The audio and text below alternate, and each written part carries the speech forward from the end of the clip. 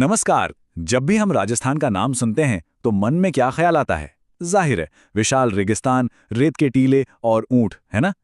लेकिन रुकिए, ये कहानी का सिर्फ एक हिस्सा है।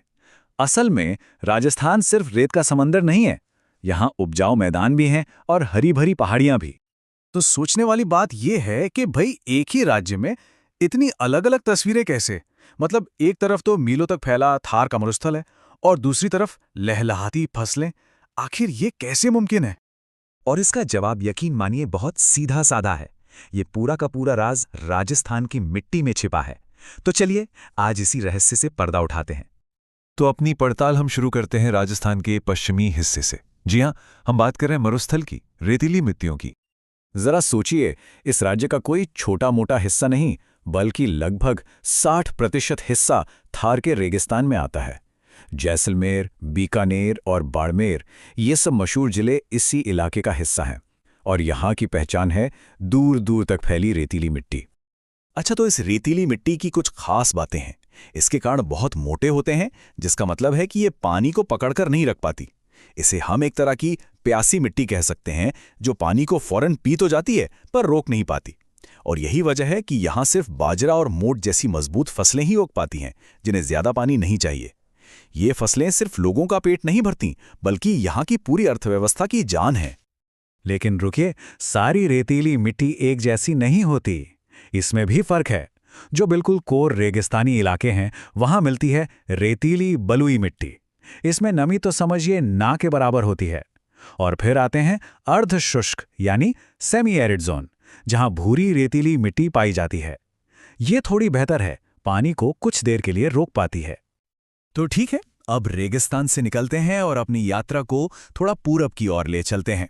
अब हम जा रहे हैं राजस्थान की रीढ़ की हड्डी की तरफ। जी हां, अरावली पर्वतमाला। ये वो शानदार पर्वत श्रृंखला है जो पूरे राज्य को मानो दो हिस्सों में बांट देती है। उदयपुर, सिरोही, पाली जैसे खूबसूरत इलाके सब इसी पहाड़ी क्षेत्र में आते हैं। और यहाँ की मिट्टी, अरे रेगिस्तान से तो बिल्कुल ही अलग है। यहाँ की सबसे खास मिट्टी है लाल लोमी मिट्टी। इसका ये लाल रंग आता है आयरन ऑक्साइड की वजह से, मतलब इसमें लोहे के अंश ज्यादा हैं। अब ये मिट्टी ना तो रेगिस्तान जैसी बंजर है और ना ही मैदानों जैसी हद से ज्यादा उपजाऊ। ये बीच की है और मक्के जैसी फसलों के लिए तो ये एकदम परफेक्ट है। और पता है ये मिट्टी बनती कैसे है? ये कोई एक दो दिन की कहानी नहीं है, इसमें हजारों साल लगते हैं।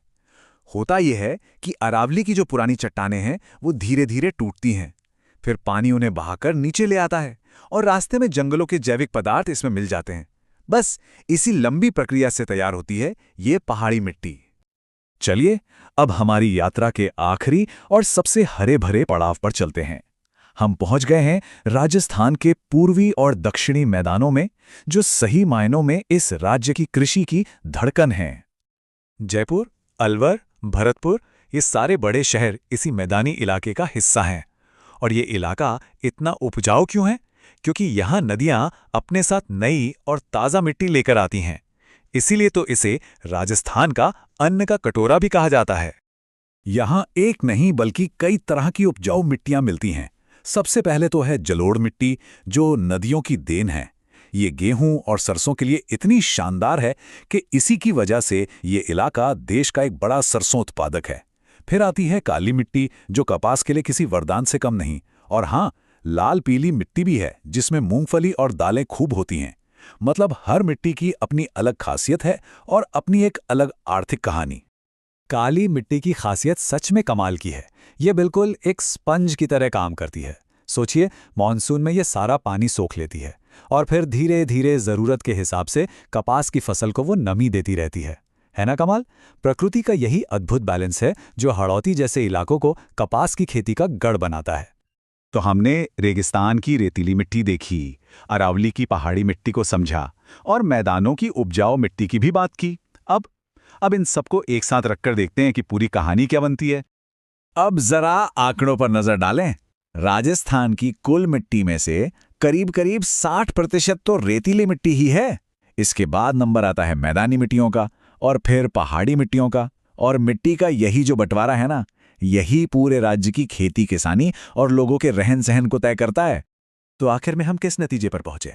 सबसे ज़रूरी बात यह है कि राजस्थान में मिट्टी महज मिट्टी नहीं है। मिट्टी ही सब कुछ तय करती है। कहाँ पानी मिलेगा, कौन सी फसल उगेगी, लोगों का रहन सहन कैसा होगा, इसका फैसला भी मिट्टी ही करती है। रेगिस्तान में रहने वालों का जीवन मैदानी इलाकों के लोगों से इतना अलग क्यों है? इसकी जड़ में मिट्टी ही है। तो राजस्थान की मिट्टी का ये राज तो हमने आज खोल लिया, लेकिन एक सवाल अभी भी बाकी है। आज जब क्लाइमेट चेंज यानी जलवायु परिवर्तन एक बहुत बड़ी चुनौती है, तो एक नया सवाल हमारे सामने आकर खड़ा होता है। इस बदलते मौसम के दौर में राजस्थान की इस अनमोल मिट्टी का भविष्य क्या होगा? ये एक ऐसा सवाल है जिस पर हम सबको सोचना बहुत ज़रूरी है।